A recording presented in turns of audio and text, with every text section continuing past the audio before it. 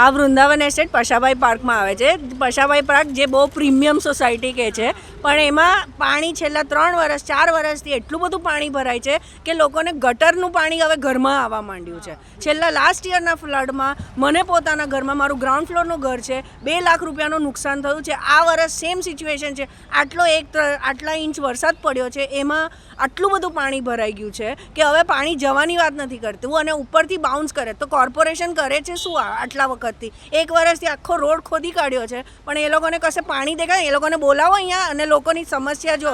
સાલા બાઈ લોકો અમને લોકોને હવે એવું કહે છે કે મેડ લોકો અમને લોકોને એવું કહે છે કે અમારા એરિયામાં તો પાણી નથી ભરાતું, તો તમારી સોસાયટી તો હું આટલી એ છે, તો એ અમારે આટલી મોટી સોસાયટી જખમરામાં મોટી સોસાયટી છે, તો થોડું તો સરખું હોવું જોઈએ ને। આવી રીતે સિસ્ટમ તો હોવી જોઈએ ને સાહેબ। ગયા વર્ષે પણ આ જ પ્રોબ્લેમ છે, આ વર્ષે પણ આ જ પ્રોબ્લેમ છે।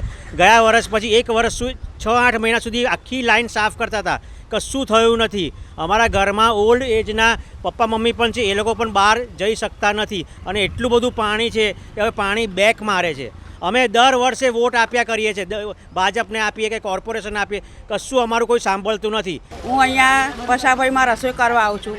દર વર્ષે આટલું પાણી ભરાઈ જાય છે, આ ઘૂંટણ પાણી છે, તો અમારે જવું ક્યાં? અને આ હાપોલિયાને બધું ગટરમાંથી નીકળે છે, તો એનો કંઈ નિકાલ કરો તો સારું રહેશે।